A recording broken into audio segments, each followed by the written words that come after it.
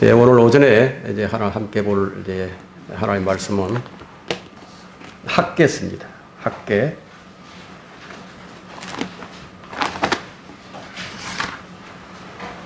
학개 1장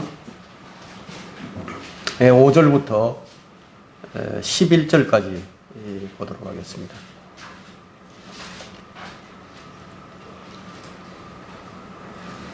학개 1장 5절부터 11절까지입니다. 다 찾으신 줄 알고 제가 받들어 읽겠습니다. 그러므로 이제 만군의 주가 이같이 말하노라. 너희는 너희의 행위를 숙고해보라. 너희는 많이 심었으나 적게 가져오며 먹어도 배부르지 아니하고 마셔도 흡족하지 아니하며 입어도 따뜻하지 아니하고 싹을 받는 자도 싹을 받아 구멍난 주머니에 넣는도다. 만군의 주가 이같이 말하노라. 너희는 너희의 행위를 숙고해보라. 너희는 산에 올라가서 나무를 가져다가 집을 건축하라. 그리하면 내가 그로 인하여 기쁨을 얻고 또 영화롭게 되리라. 주가 말하노라. 너희가 많은 것을 바랐으나 보라 적게 되었고 너희가 그것을 집으로 가져왔으나 내가 그것을 불어버렸느니라. 만군의 주가 말하노니 어찌된 일이냐. 이는 내 집이 황폐하였음이니 너희가 각기 자기 집으로 달려갔느니라. 그러므로 너희 위에 하늘은 이슬을 멈췄고 땅은 그 사물을 멈췄도다. 내가 가뭄을 불러 땅과 산들과 곡식과 새 포도주와 기름과 땅이 내는 소출과 사람들과 가축과 손으로 수고하는 모든 일에 임하게 하였느니라. 오늘 이 말씀의 제목은 7절에 나와 있는 대로 너희의 행위를 숙고해보라. 너희의 행위를 숙고해보라는 제목으로 이제 말씀을 전하겠습니다. 자, 여기 오늘 본문의 말씀은요, 각 나라, 각 민족들이 또 각 개인들이 만족 없는 삶을 살 수밖에 없는 이유가 무엇인가를 깨닫게 해주시는 말씀입니다. 너희는 너희의 행위를 숙고해보라. 자, 자신이 무슨 일을 했는지, 지금 무슨 일을 하고 있는지 한번 들여다보라는 거예요. 내가 하고 있는 일이 옳은 일인지 아니면 그릇된 일인지, 그 일이 어떤 결과를 가져왔고 또 어떤 결과를 가져오게 될 것인지 한번 정신을 차리라는 말씀이에요. 그런데 사람들은 자신의 행위를 들여다보지 않아요. 자, 왜 그런가 하면 지금 현재 당면에 있는 일에만 급급한 나머지 자신을 숙고할 여유가 없이 살아갑니다. 지금 내게 있는 문제를 해결하기에도 너무 벅찬 거예요. 정말 빠르게 변하는 세상만큼이나 너무나 바쁘게 살아갑니다. 무엇인가에 쫓기며 사는 것 같죠. 이것이 오늘을 사는 현대인들입니다. 그러나 자신을 숙고해 보지 않으면 인생을 가치 있게 또는 의미 있게 살지 못하게 됩니다. 우리 영적인 삶도 마찬가지예요. 그리스도인들도 자신의 믿음을 늘 숙고해 보지 않는다면 믿음이 진전이 있을 수가 없어요. 결국은 믿음의 깡통을 차고 말게 되는 것이죠. 물질 만능 시대를 사는 현대인들은 사실 모든 것을 다 가지고 있는 것 같지만 아무것도 없이 살던 그 시대보다 마음의 풍요는 누리지 못하고 삽니다. 참 지금 이 나라가 처해 있는 상황이 매우 어렵습니다. 물론 전 세계가 동일하게 겪고 있는 상황이지만, 자, 코로나 역병이 가져온 이 손실은요, 인간의 생명뿐만 아니라 정치와 경제와 사회, 교육 모든 분야에서 큰 변혁을 가져오게 될 것입니다. 특히 경제적으로는 완전한 침체에 빠져들어서 대공황적 위기로 가지 않겠느냐 하는 이런 우려를 하고 있는 것이 작금의 현 상황입니다. 국가가 되었든 기업이 되었든 개인이 되었든 자신의 행위를 숙고해 보지 않는다면 깡통을 찰 지경을 넘어서 결국에는 깡통을 차고 되게 말 것입니다. 생각은 행동을 낳기 때문에 자, 어떤 생각을 가졌느냐에 따라서 그 결과는 판이하게 다르게 나옵니다. 지금 이 나라의 국민들이 가진 생각이 낳는 행위 때문에 결국에는 어려움을 당할 수밖에 없다는 것입니다. 각 나라의 운명은 그 나라를 구성하고 있는 국민들이 어떤 생각을 가지고 있느냐에 따라서 그 시대의 정신이 결정하게 됩니다. 행동은 생각에서 나오기 때문에 지난 몇 년간 이 나라가 걸어온 길이 그렇고 또 지금 이 나라가 걷고 있는 길이 그렇고 앞으로 이 나라가 걸어갈 전망이 그렇습니다. 깡통으로 가는 대한민국 생각해 보셨어요? 요즘 보여주고 있는 한국 경제에 관한 기사들이요. 깡통으로 질주하는 대한민국의 자화상을 정언해 주고 있습니다. 성경은 일하지 않는 자는 먹지도 말라고 하셨어요. 자, 구멍난 주머니에 넣으면 어떻게 되죠? 다 빠져나가 버리죠. 자, 선거 때마다 등장하는 이 포퓰리즘, 공짜를 좋아하는 이 나라 국민들의 속성이,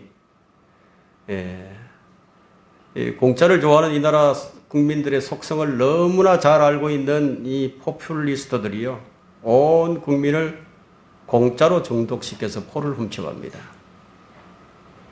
공짜가 이 나라를 망국의 길로 이끄는 것인 줄도 모르고요.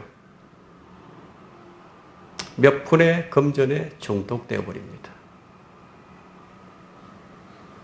그것이 자기들의 주머니에서 나온 것인 줄도 모르고요.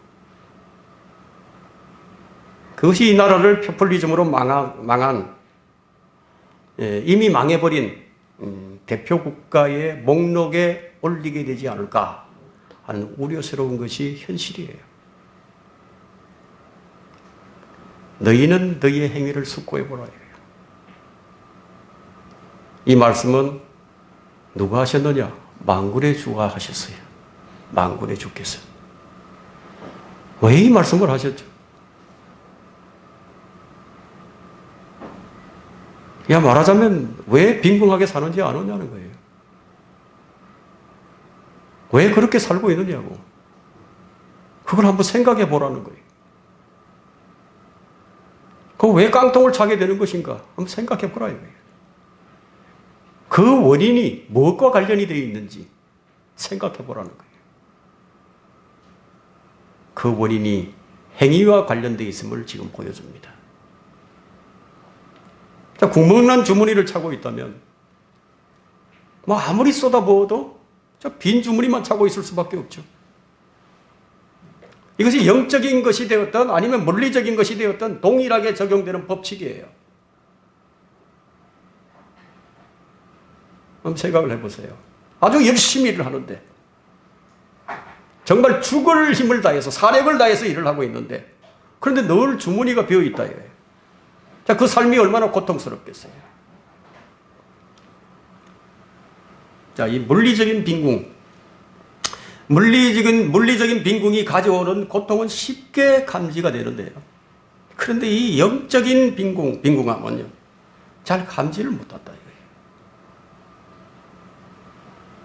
영적 감각이 죽어 있어요. 배가 고파도 배가 고픈 줄 몰라요. 아파도 아픈 줄 모르는 거예요. 영적 질병이 너무너무 깊어져서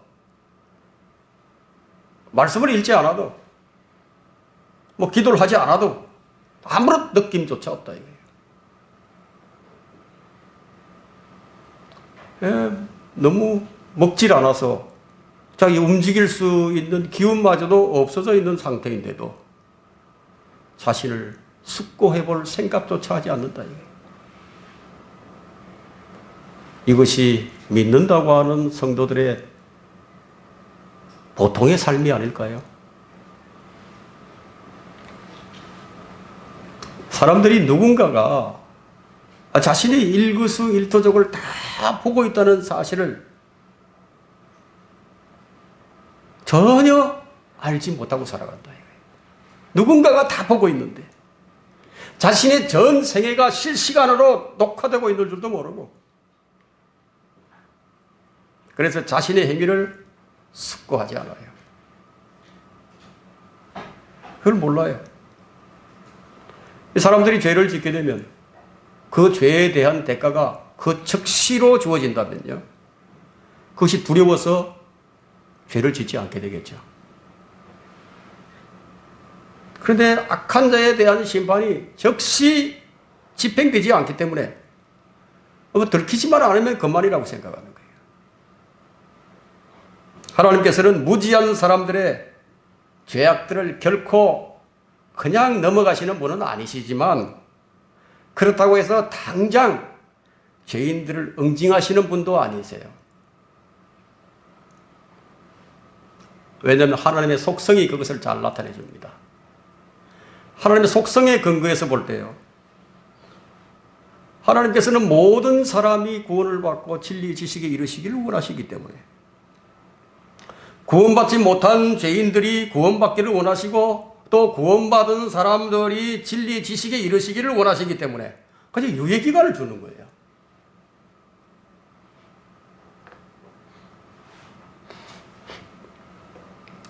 자, 이런 뜻을 잘 알지 못하는 죄인들은 그냥 아무 거리낌도 없이 죄를 짓고, 또 자신이 저지른 죄에 대해서 적극적인 응보가 주어지지 않기 때문에 그것을 기회로 삼아서 하나님 없다고 큰 소리를 칩니다.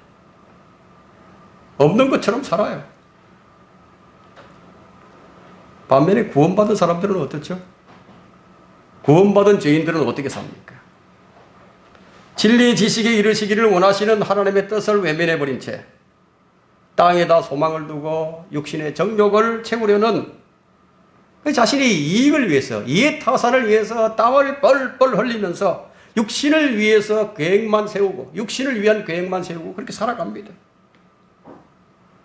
자, 그렇게 사는 자들에게 오늘 이 본문의 주님께서 자, 그렇게 살아보니까 어떻더냐는 거예요. 에? 그렇게 한번 살아보니까 어떻더냐 이거예요. 왜 질문하시는 거예요?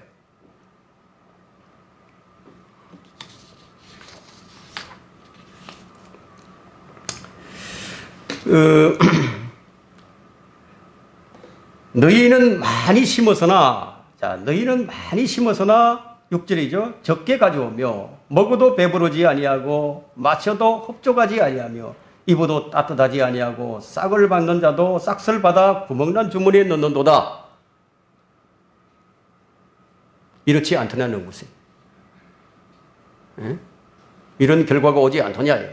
자, 이것이 맞는다면, 이 말씀이 맞는다면 너희 행위를 한번 숙고해 보라는 것입니다. 하나님은 창조주 하나님이십니다. 창조주. 그 이사야 45장 12절에서는 내가 땅을 만들었고 그 위에 사람을 창조하였느니라. 내가 내 손으로 하늘들을 펼쳤으니 내가 그 모든 군상들에게 명하였도다. 자, 하나님이 어떤 분이신지를, 하나님의 그 위대하심을 알게 해주는 그런 구절이죠. 하나님의 신비예요, 이것이. 우리가 눈 깜짝할 순간에 변화된다 이거예요. 눈 깜짝할 순간에. 자, 눈 깜짝할 순간에 공중으로 솟구쳐 올라서 셋째 하늘로 올라간다는 것은 참으로 과학적으로 이해가 안 되는 것이죠. 설명하기 어려운 그런 일이지만, 자, 이 구절이 지금 뭐라고 말씀하십니까? 땅을 하나님께서 만드셨다고, 그분의 손으로 하늘들을 펼치셨다고 그렇게 말씀하고 계시죠. 이 말씀에 대한 이해를 돕기 위해서 한번 예를 들어본다면요. 여러분들이 이제 캠핑을 갔어요.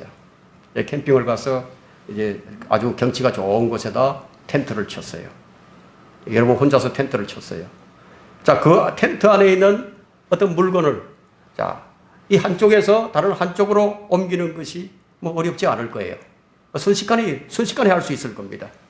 자, 그렇다면 하나님께서 땅을 만드시고 그 위에 사람을 창조하시고 하늘들을 다 펼쳐 놓으셨는데 그 위에 있는 사람들을 옮기는 것이 뭐가 어렵겠어요?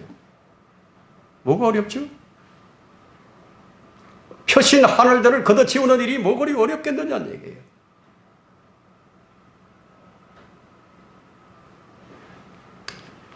이사야 48장을 한번 펼쳐보십시오.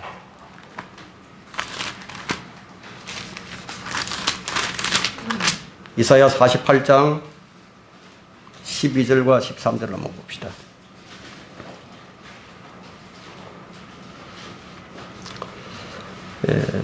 학계에서는 손가락을 딱 꼽아 놓으시고요. 이제 48장 12절과 13절 봅니다. 내가 부른 오 야곱 곧 이스라엘아 내게 경청하라. 내가 건이라. 내가 처음이요 내가 또한 마지막이라.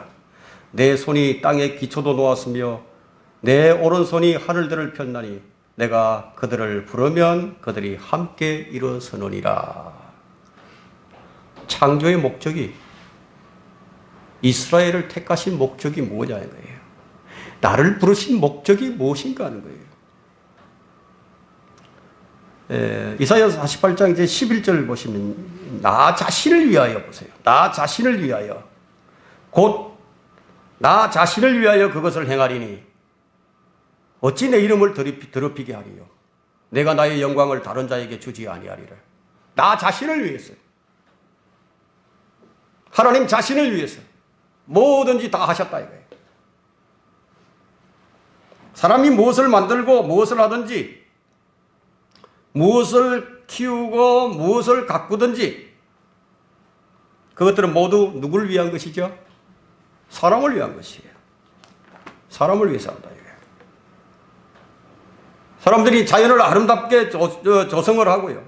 그 심고 가꾸고 그렇게 한다 할지라도, 심지어는 집에 키우는 반려동물들, 그 동물들을 사랑하고 애정을 쏟고 하는 그 모든 것이 누구를 위해서 하죠? 그 사람을 위해서 한다 이게. 그러나 그들의 측면에서 볼 때, 자연이나 동물들의 측면에서 볼 때는요, 자신들을 위해 사람이 해주신 것이지만 사람들의 측면에서 볼 때는 모두가 다 그것들이 사람을 위한 것이 된다 이거예요. 마찬가지예요. 하나님께서도 무엇을 하시든지 다 모든 것을 모두 다 자신을 위하여 하신 거예요. 이렇게 모든 것을 자신을 위해서 만드신 그분께서 우리에게 요구하시는 것이 무엇이냐는 겁니다. 무엇을 위해서 하나님께서 이렇게 하셨죠? 자신의 영광을 위해서, 자신의 이름을 위해서. 그래서 무슨 일을 하든지 우리는 어떻게 해야 되죠? 마음을 다하여 죽게 하도 되라. 사람에게 하듯 하지 말라고 하십니다. 에베소서 5장 11절에서는 이렇게 말씀하시죠. 열매 없는 어둠의 일들에 관여하지 말고 오히려 그것들을 책망하라. 어둠의 일들에 관여하지 말라는 거예요. 그리고 베드로전서 1장 15절에서는 오히려 너희를 부르신 그분께서 거룩하신 것처럼 너희도 모든 행실에서 거룩해 하라. 이렇게 말씀하신 분께서 이제 너희의 행위를 한번 숙고해 보라는 것입니다. 첫 번째, 우리는 우리의 모든 행실이 거룩한 것인지를 숙고해 보아야 합니다. 무엇이 어둠의 일들인가 하는 거예요. 주님은 이 세상이 빛이 없는 어둠이라고 하셨는데, 세상이 어둠이죠. 그러면 무엇이 세상적이며 무엇이 세상적이지 않은지에 대해서 우리는 분명하게 그 선을 그어야 합니다. 기준이 없으면 안 돼요. 그 선을 분명히 걷지 아니하면 우리에게는 기준이 없어져 버립니다. 원칙 없는 삶을 살게 되죠. 그래서 이전에는 죄스러웠던 일들이 또 오늘날에는 정당한 일이 되어버리는 거예요. 이전에는 분명히 죄였는데 그럼 오늘날에는 죄가 안 되는 것인가? 자, 실효에 따라서 변해버린다면 그것이 진리가 될 수 있겠는가 하는 것입니다. 그러니 우리 한번 생각을 해봅시다. 오늘날 성도들 사이에서 일어나고 있는 죄에 대한 개념과 진리의 혼동과 지식의 결핍을 보고, 자, 마귀가 얼마나 비웃고 있겠습니까? 마귀가 비웃어요. 이 나라 교회들이 능력도 없고 현실감도 없다는 것이 뭐 어제 오늘 일이 아니고 뭐 그리 크게 놀랄 일도 아니지만 우리는 우리의 행위를 하나님 말씀에 비추어 숙고해 보아야 합니다. 나는 육신적인 것인가? 아니면 영적인 것인가? 얼마나 많은 사람들이 열매 없는 일들에 관여하면서 하나님의 이름을 헛되이 사용하고 있는 것인가?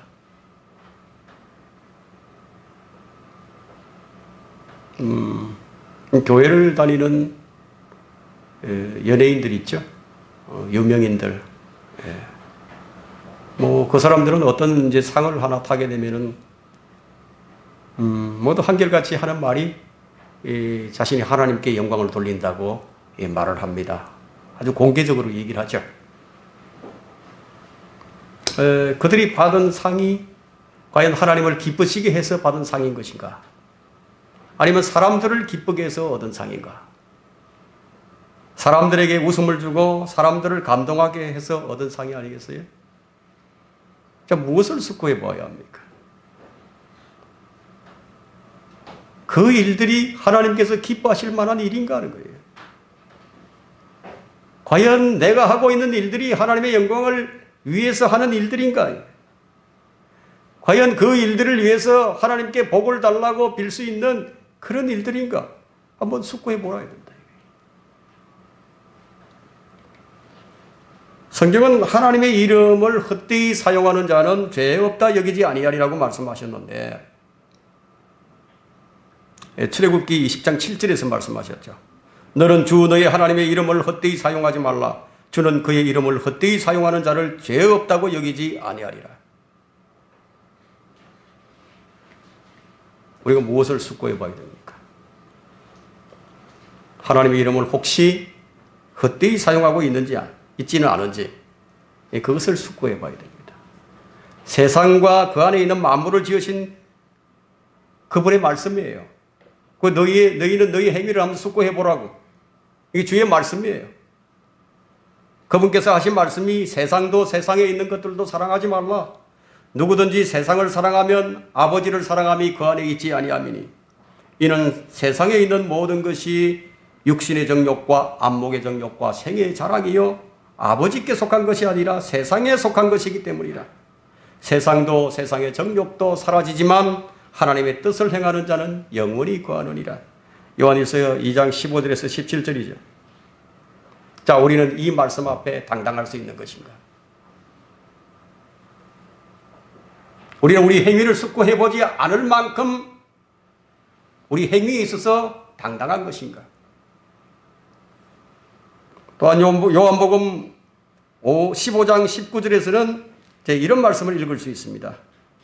만일 너희가 세상에 속한다면 세상은 자기 사람들을 사랑할 것이라. 그러나 너희는 세상에 속한 자가 아니요 내가 너희를 세상으로부터 선택하였느니라. 이로 인하여 세상이 너희를 미워하느니라. 날마다 자기 성찰을 하고 사는 사람들은요, 그렇지 않은 사람들보다 훨씬 더 인격적입니다. 그 인격이 매우 훌륭해요. 자기 성찰이라는 것은 그 사람의 인격을 빛나게 해줍니다. 나는 누구로부터 사랑을 받고 있는가? 세상으로부터 사랑을 받는 것인가? 아니면 하나님으로부터 사랑을 받는 것인가? 우리는 이것을 숙고해 보아야 합니다. 나는 세상에 속한 것인가? 아니면 하나님께 속한 것인가? 나는 세상으로부터 미움을 받고 있는가? 자, 미움을 받고 있지 않다면 어떤 사람이죠? 주님께로부터 택함 받지 않은 사람이거나 자신의 행위를 숙고해 보지 않는 사람이 분명합니다. 누가 자신의 행위를 숙고하는 사람인가? 자신을 흠없이 거룩하게 지키는 사람이 자신의 행위를 숙고해 보는 사람입니다. 여러분, 빌립보서 1장 9절을 한번 펼쳐보세요. 빌립보서 1장 9절로부터 몇 절 읽겠습니다. 내가 이것을 위해 이것을 기도하노니 너희의 사랑이 지식과 모든 판단에 있어서 더욱더 풍성하게 되어 너희가 가장 좋은 것들을 분별하며 또 그리스도의 날까지 순수하고 흠없게 되기를 바라며 예수 그리스도를 통하여 얻는 의의 열매들로 가득 차서 하나님께 영광과 찬양이 되기를 바라노라. 자, 우리가 매사에 이렇게 하고 있다면 세상으로부터 어떤 욕을 먹게 될까요? 이분법적이다. 이런 조롱을 당하겠지만 하나님께로부터는 인정을 받는 삶이 되는 거예요. 거듭난 그리스도인들은 그 양심이 이제 그리스도의 피로서 정결케 됐습니다. 정결케 된 양심이라는 것은 무엇인가에 반응을 잘하는 거예요. 민감하게 반응을 합니다. 그 매사의 모든 일에 있어서 이 살아있는 양심을 가졌기 때문에 아주 민감해집니다. 그 사도 바울은 사도행전 23장 1절에서 형제 여러분 나는 이날까지 하나님 앞에서 온전히 선한 양심으로 살아왔다고 고백을 합니다. 이것을 볼 수 있어요. 그 나의 양심은 그러면 어떤 양심인가 하는 거예요. 나의 양심은 하나님의 말씀을 무시하고 어겨도 나의 양심은 아무렇지도 않은 거예요.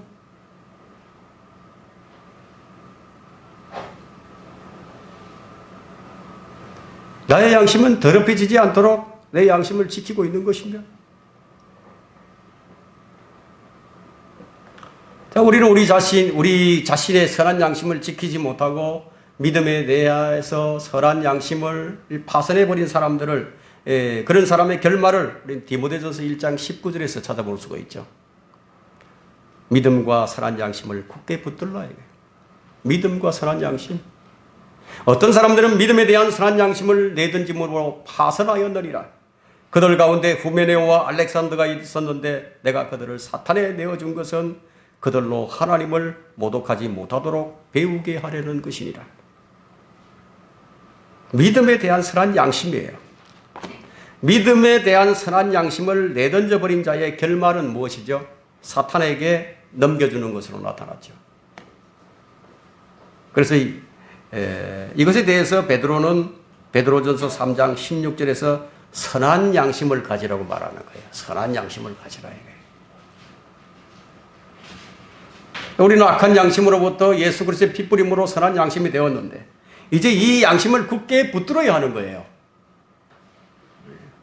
이것이 우리가 숙고해 볼 중요한 부분입니다. 내 양심은 어디에 반응하고 있는 것인가?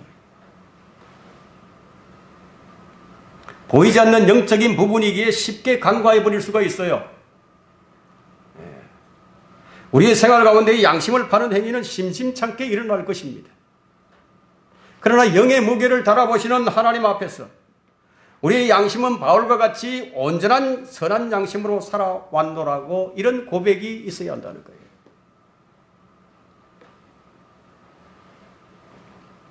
두 번째는 우리는 우리 자신을 어디에 심고 있는지 숙고해 보아야 합니다. 나는 내 자신을 어디에 심고 있느냐. 자, 본문 4절과 5절에 보면요.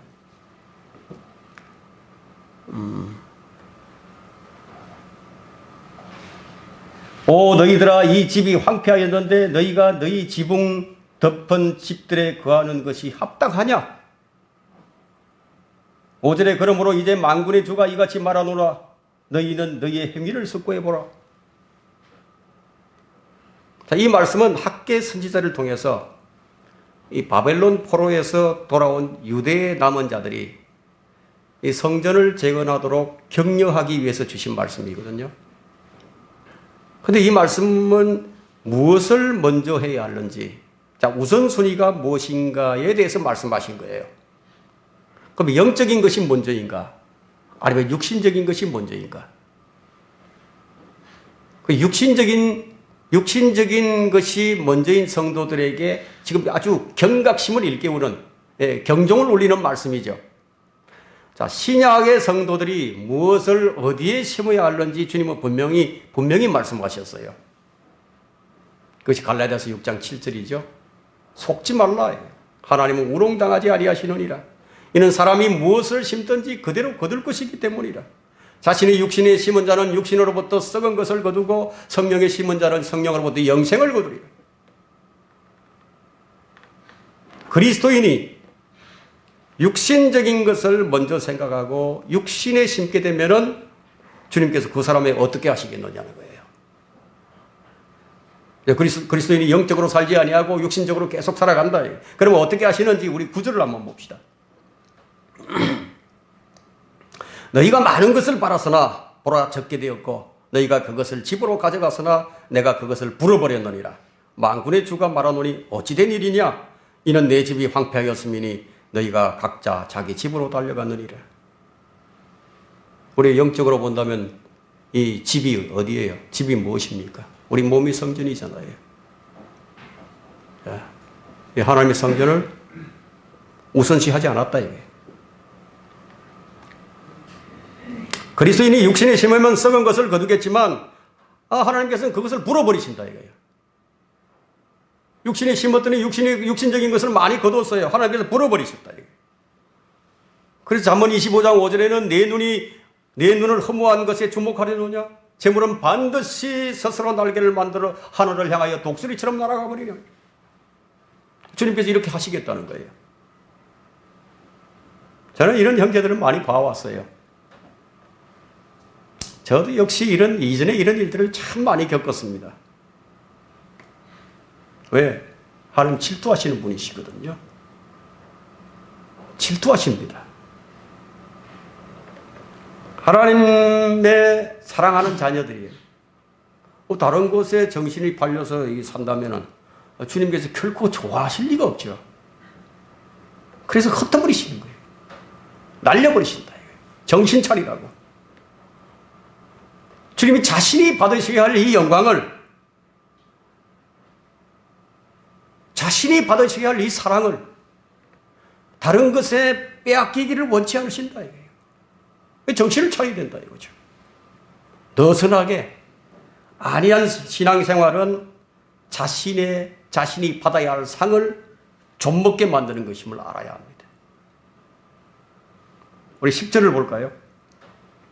그러므로 너희 위에 하늘은 이슬을 멈추었고 땅은 그 산물을 멈추었도다. 내가 가뭄을 불러 땅과 산들과 곡식과 새 포도주와 기름과 땅이 내는 소출과 사람들과 가축과 손으로 수고하는 모든 일에 임하게 하였느니라. 하나님께서 이 하나님의 백성들, 이 만민들을 어떻게 다루시는지를 한번 보세요. 이렇게 다루신다고요. 하나님께서는 모든 민족들을 다 다루시는 분이에요. 그 제국의 흥망성쇠가 하나님의 손에 달려 있습니다. 자, 하물며 자신의 생명으로 몸값을 치르고 사신, 자신의 생명으로 사신 그리스도인들이라면 어떻게 하시겠느냐는 거예요. 자, 이런 측면에서 볼 때 이 세상에 일어나는 일들은 아무것도 우연이 없습니다. 아무것도 우연이 없어요. 그리스도인은 하나님의 손에 딱 이렇게 붙들려 있는 사람들이에요. 하나님께서 우리 인생에 개입을 하고 계세요. 악인들은 자신들의 행위들을 아무도 보는 사람이 없을 것이라고 생각을 하고, 계속 악을 일삼으며 살아가지만 그리스도인은 그렇게 살면 안 되는 거예요. 그리스도인의 모든 일거수일투족을 다 살펴보시고 일일이 그 일에 개입을 하고 계신다. 다 일일이 개입하신다. 그렇기 때문에 너희 자신을 숙고해보라고 말씀하시는 거예요. 이 말씀이 사실인지 아닌지 한번 확인해 보라. 우리 속지 말아야 됩니다. 속지 말라는 것은 단순한 권면 차원이 아니에요. 교훈이 아니에요. 명령이다, 이게 명령. 명령은 해도 그만, 안 해도 그만이 아니에요. 꼭 해야 된다, 이게. 육신에 심는 것과 성령에 심는 것을 두고 농담으로 여기거나 하나님 우롱해서는 안 된다는 얘기입니다. 우리가 쾌락을 즐기는 것, 이것을 좀 가볍게 다루거나, 심지어는 이 즐거운 것으로 여긴다. 그러면은 그 결과는 무엇으로 주어지겠습니까? 결과는 타락이에요. 심는 대로 거두는 거예요. 웃는 것도요, 그 마지막에 웃어야 잘 웃는 거예요. 그 마지막에 웃게 하는 것은 하나님의 몫이에요.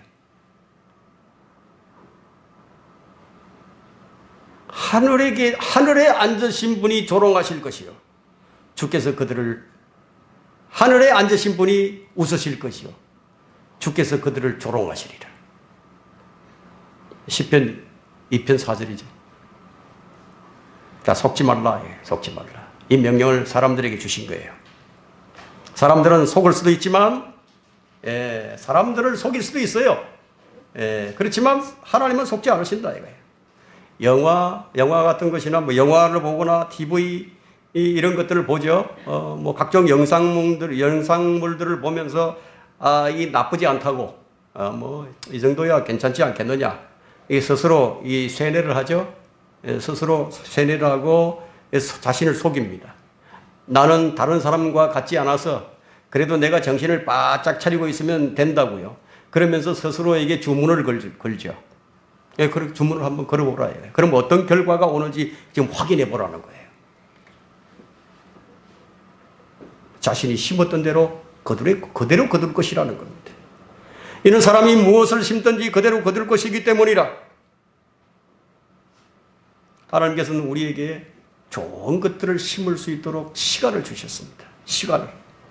모든 전파된 진리는 좋은 씨예요. 언젠가 우리는 그것을 수확하게 될 것입니다. 자, 우리는 무엇을 심어야 하는가? 그리스도를 위한 참된 사랑으로부터 나온 모든 행위들은 좋은 씨였어요. 언젠가 우리는 그것들을 수확하게 될 것입니다. 우리는 매번 주님을 높일 때마다 그분의 편에 서서 주님을 자랑하면서 그분의 은혜와 자비로 인해서 그분을 찬양할 때마다 우리는 이 풍성한 수확을 가져올 작물을 심고 있는 거예요. 우리가 드리는 예배가, 우리가 드리는 경배가 언젠가 좋은 수확을 가져올 것이라는 거예요. 우리는 무엇을 심어야 하는가? 우리는 그리스도의 사랑을 심어야 합니다. 그리스도의 사랑. 주님은 내가 너희를 사랑한 것 같이 너희도 서로 사랑하라. 참 우리는 참 심어야 할 곳이 많이 있어요. 심어야 할 곳이 너무 많이 있어요. 그럼 모든 사람들이 그 대상이죠. 근데 그 가운데서 특히 형제들에게 먼저 심어야 됩니다. 여러분은 여러분의 몸을 아끼고 사랑할 것입니다. 여러분의 몸을 스스로 상처내고 더럽히지 않을 것입니다. 주님은 우리에게 서로 사랑하라고 명령하셨어요.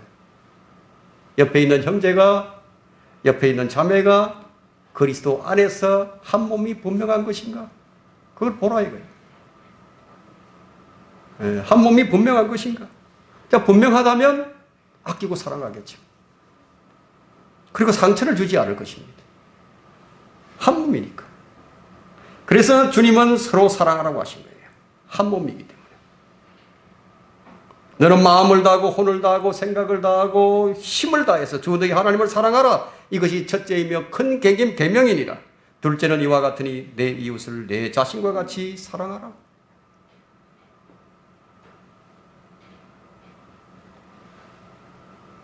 이 형제를 사랑하는 거예요. 형제를 사랑하는 것은 하나님을 첫째로 사랑하지 않게 되면요, 형제를 사랑할 수 없어요. 진정한 사랑을 할 수가 없게 됩니다. 첫째로 하나님을 사랑해야 됩니다. 하나님을 사랑하지 않고 형제를 사랑할 수 있다? 그건 뭐 사랑하는 척 할 뿐이죠. 어떤 형제자매는 정말 꼴불견도 있어요. 정말 보기 싫다 이거야. 하는 일마다 그냥 꼴불견이야. 그런 형제자매를 어떻게 사랑할 수 있겠어요? 하는 짓을 보게 되면 막 속에서 우라가 치밀어 오르는데, 거기서 하나님을 첫째로 사랑하지 않게 되면 이게 불가능한 것이. 하나님을 첫째로 사랑하지 않으면 두 번째 계명이 불가능하다 이거예요. 두 번째 계명이 형제를 사랑하는 것인데 뭐 그렇다고 대놓고 미운 짓을 하라고 이게 면죄부를 주자는 것이 아니에요. 여러분, 이 조심해야 될 부분이 있어요. 우리가 무심코 이렇게 던진 돌멩이 하나예요. 맞아 죽는 개구리들도 있어요. 내가 던진 말 한마디예요. 그 말이 형제 자매의 가슴에 멍울지게 할 수도 있다는 거예요. 큰 상처를 입히고 큰 괴로움을 줄 수도 있어요. 그래서 성경은 그리스도인들에게 뭐라고 말씀하시는가? 어리석은 말이나 농담도 하지 말라요. 그리스도인은 매사에 신중해야 합니다. 아무 생각 없이 농담을 했는데 상대는 큰 상처를 입을 수도 있기 때문에. 그래서 그리스도인은 언제나 예의 발라야 합니다. 남을 존중해야 하는 거예요. 나보다 더 존중한다. 여러분 몸에다가 상처를 한번 내보세요. 얼마나 아픈가? 많이 아프겠죠? 내가 신중하지 못함으로 인해서 무심코 던진 말이 그리스도의 몸에 상처를 내는 거예요. 이것이 참 잘 안 됩니다. 자, 우리의 몸이 그리스도의 지체인 줄은 머리로는 아는데. 머리로는 알아요. 그게 잘 안 되는 거예요. 머리로 아는데. 그 마음으로 모르기 때문에 안 되는 거예요. 머리로 이해를 하는데 가슴으로는 이해가 안 되었기 때문에. 우리는 모두 한 몸이라는 것을 알죠? 알아요. 네? 형제에게 상처를 주는 것이 결국은 내 자신의 상처가 되는 일이에요. 한 몸이니까. 이제 우리는 무엇을 어떻게 심어야 할 것인지 우리 살펴봤습니다. 이제 더 중요한 것은 어디에 심을 것인가 하는 거예요. 그것이 더 중요하죠. 자, 심은 것이 헛수고가 되지 않게 하는 것이 너무 중요하죠. 눈물로서 씨를 뿌렸는데, 그것이 그냥 무의로 돌아가 버린다. 그러면 안 되지 않겠어요? 성경은 어디에 심으라고 말씀하시죠? 성령에 심는 자는 영생을 거두리라고. 성령에 심는 자는 영생을 거두리라고. 자, 우리가 육신을 위해 육신 안에서 행한 모든 것들은 결국 무엇을 위해서 한 일이죠? 이 죽을 몸을 위해서 일한 것이 되고 맙니다. 그러나 우리가 주님을 위해서 성령 안에서 행한 것들은 금과 은과 보석으로 여겨지게 될 것입니다. 이것이 고린도전서 3장 12절이 증명해 주고 있죠. 자, 심는 장소가 자신의 육신과 성령임을 여러분들이 이미 발견했을 겁니다. 내가 어디에 심고 있는지, 어디에 심어야 하는지 이제 분명히 밝혀졌어요. 성령이냐, 육신이냐, 둘 중에 하나다 이거예요. 내가 심는 것이 영생을 거둘 수 있는 것인지 우리는 그걸 숙고해 봐야 됩니다. 세 번째는 우리 자신이 누구를 위해서 살고 있는지 숙고해 봐야 합니다. 로마서 14장 7절과 8절에는 이는 우리 중에는 아무도 자신을 위하여 사는 사람이 없고, 그리스도인이에요. 아무도 자신을 위해서 사는 사람이 없고 자신을 위해 죽는 사람도 없기 때문이라. 그리스도인이에요. 우리가 살아도 주를 위하여 살고 죽어도 주를 위하여 죽나니 그리스도인이에요. 그러므로 우리가 살든지 죽든지 우리는 주의 것이라. 그리스도인이에요. 하나님과 나의 관계만 해결된다면 사람과의 관계는 아무래도 좋다는 생각을 가지고 있는 사람들이 많이 있죠. 아니에요. 둘 다 좋아야 하는 거예요. 둘 다. 하루를 시작하면서 자신이 그리스도인이라고 자처한다면 아마 기도로서 시작을 할 겁니다. 그래서 오늘은 내가 어떻게 살겠다고, 오늘은 정말 내가 주님의 뜻을 따라서 살겠다고 주님께 도움을 요청하면서 하루를 시작할 것입니다. 그리고 하루를 마감하면서 다시 주님께 기도로서 하루를 마감할 것입니다. 오늘을 어떻게 살았는지 자기 성찰을 하게 될 것입니다. 여기까지는 대부분의 성도들이 다 이렇게 실행을 합니다. 그러나 하루 동안에 있었던 그 모든 일에 대한 과정과 결과가 하나님의 말씀에 비추어 투영을 하면서 자신을 숙고하는 성도들은 그리 많지 않을 것이라는 거예요. 하나님 말씀에 투영하는 것. 왜냐하면 사실 주님의 말씀에 비추어 볼 말씀이 자기 마음속에 없기 때문에.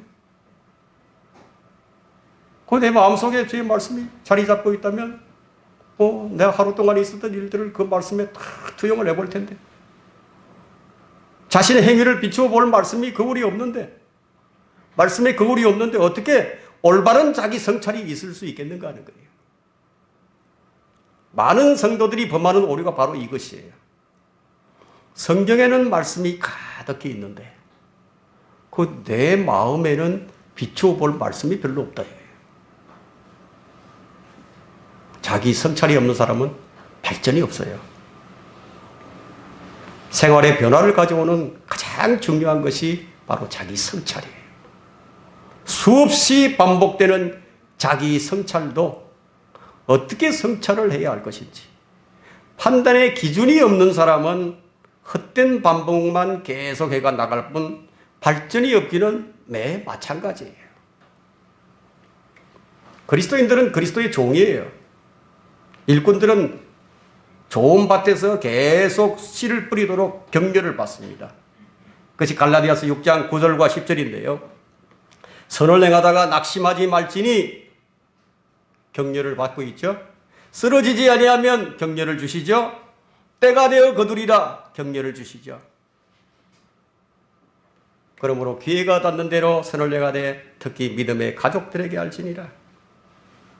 자, 우리의 대적들은 우리가 낙심하기를 원합니다. 우리 대적들은 우리가 낙심해서 그냥 다 흩어져 버리고 무너져 버리기를 원하는 거예요. 그 낙심을 하게 되면 심을 수가 없게 되는 거예요.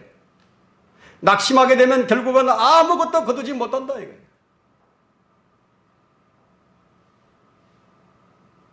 주님께서 우리에게 요구하시는 것이 뭐예요? 진리로 함께 연합하라 이거예요. 연합하라. 말에 있어서나 행실에 있어서나 함께 연합하라 이거. 같은 생각을 가지고 한 입으로 연합하라 이거. 무엇을 위해서? 심게 하기 위해서. 심어야 하니까.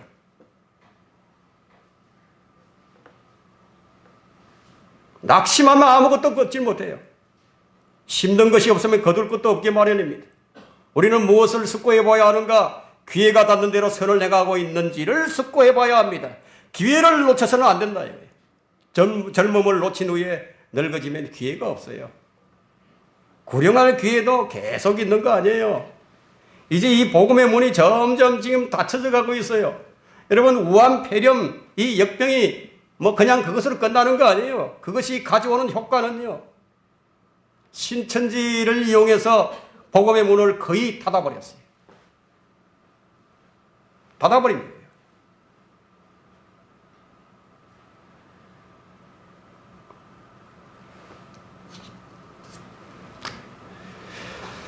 영국은 복음의 문이 닫히자 해가 지지 않는 나라에서 해가 지는 나라로 바뀌어버렸습니다. 미국도 복음의 문이 닫혀가는 주가 점점 더 늘어나고 있습니다. 기회는 항상 있는 것이 아니에요. 여러분, 부모를 공경하는 것, 효도하는 것도요, 항상 기회가 있는 거 아니에요. 언젠가 부모는요, 흙 속에 묻히게 됩니다. 그리스도를 영접할 기회도 항상 있는 거 아니에요. 오직 우리에게 이런 기회가 아직 남아있다면 이런 기회를 놓치지 않는 것이 좋아요. 각 사람은 자신의 일을 살피라고 했습니다. 그것은 주님께서 친히 하신 말씀이에요. 주의해야 할 것은 우리는 다른 사람과 비교하는 일을 하지 말아야 돼요. 비교해서는 안 돼요. 자신의 일이 다른 사람의 일보다 낫다고 판단하여 스스로 대단한 사람이라고, 내가 대단한 일을 했노라고 그 생각하지 말아야 된다. 그런데 고린도후서 10장 12절에서는 현명하지 못한 사람이 그렇게 한다고 말씀하고 있습니다. 숙고해야 할 것은 자신이 영적이지 않으면서 영적인 것처럼 생각하는 것은 자신을 속이는 거예요. 그 하나님을 속이는 거 아니에요. 자신을 속이는 것이지. 주님을 위해서 살지 않으면서 주님을 위해서 사는 것처럼 자신을 속이지 말라는 거예요. 우리는 무슨 일을 하든지 그것이 주의 영광을 위한 것인지 주님께서 기뻐하시는 것인지 숙고해 봐야 된다 이거예요. 우리는 영적으로 더 깊이 들어가야 돼요. 깊은 영성을 가져야 됩니다. 지식의 차원을 넘어서 지성으로 들어가야 되는 거예요.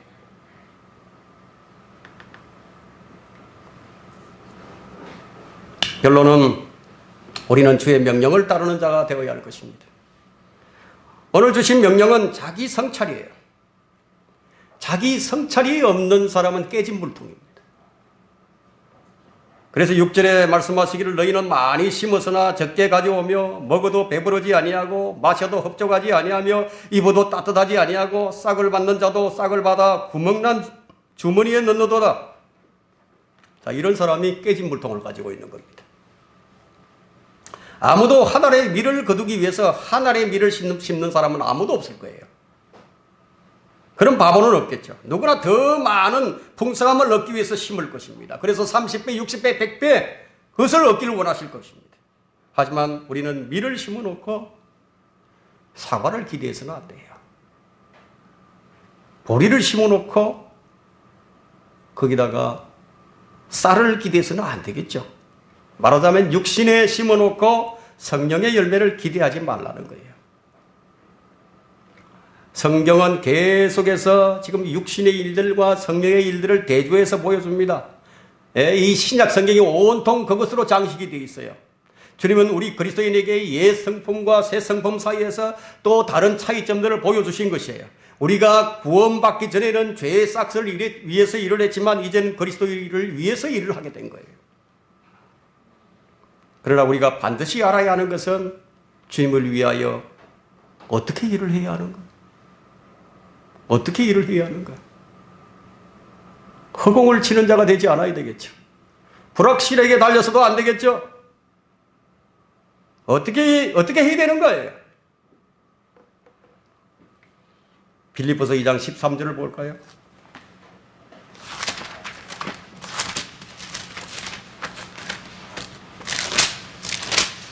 빌립보서 2장 13절에 이는 너희 안에서 역사하시는 분은 하나님이시기 때문이니 그분은 너희로 그분의 선한 기쁘심에 따라 뜻을 두고 행하게 하시느니라. 이 말씀대로 우리가 해야 할 일은 하나님께서 일을 하시도록 맡겨드리는 일을 잘해야 되는 거예요. 이 맡기는 일을 잘해야 돼. 하나님께서 일을 하시도록 맡겨드릴 때 하나님께서 비로소 우리 안에서 일을 하신다. 자, 이런 일은 매 순간 우리가 살펴봐야 할 일입니다. 내가 어디에 심고 있는지, 우리의 대적들인 이 마귀와 이 세상과 육신이 이 일을 하지 못하도록 계속해서 방해물과 걸림돌을 계속 가져다 놓을 거예요. 끊임없이 가져다 놓을 거예요. 치우고 나면 또 갖다 놓고, 치우고 나면 또 갖다 놓고, 또 갖다 놓을 것이에요. 우리의 섬김이, 그리스도를 위한 섬김이 천년왕국에서의 보상을 결정하기 때문에, 이것이 바로 행위에 달려있기 때문에 자칫 잘못 심게 되면은 야곱의 형 에서처럼 다 잃어버릴 수 있다 이거예요. 자신의 행위에 대한 성찰이 그래서 늘 필요한 것입니다. 그리스도인이 풍성이 없고 또 풍성히 얻어야 할 보화들을 얻지 못하는 것은 무엇 때문이냐? 주의 명령을 따르지 않기 때문에. 숙고해보라. 자신을 숙고해보라는 주의 명령에 따르지 않기 때문입니다. 오늘 우리가 숙고해야 볼 것들이 어떤 것인지 살펴봤습니다.